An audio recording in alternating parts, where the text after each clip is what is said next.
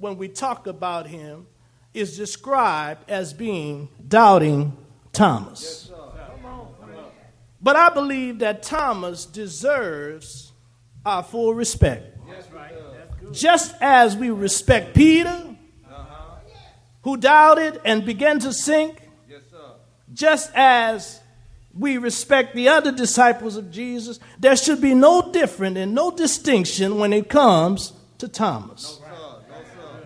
Because as I look at the scripture, I've come to see that Thomas was able to gain a perspective about Jesus that the others did not gain. But in his honesty,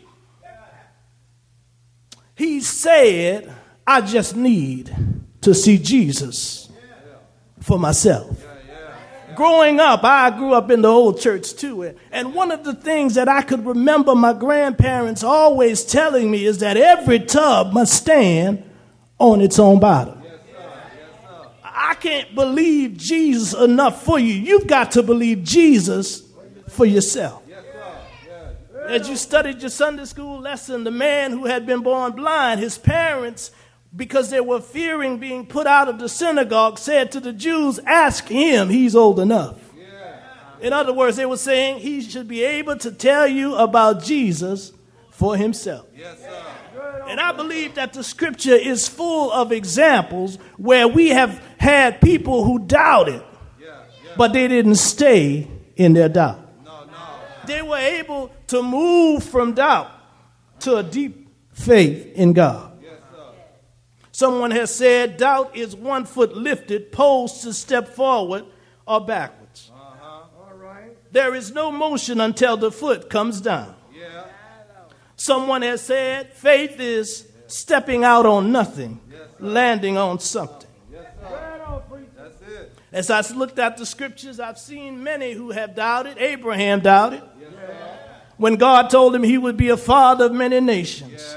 His wife Sarai doubted because she laughed in the tent. Moses doubted when God told him, I want you to tell Pharaoh, let my people go. He said, what if they don't believe me? What should I say to him? Who should I say sent me?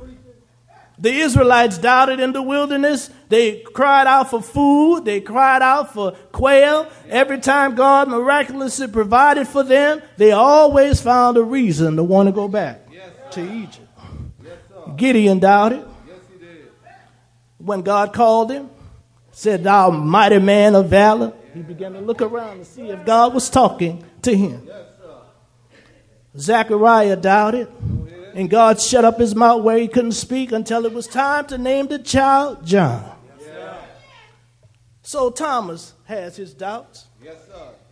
But as I looked at the scripture, I see in verse 24 that the disciples had an opportunity to see Jesus and examine Jesus without Thomas being present.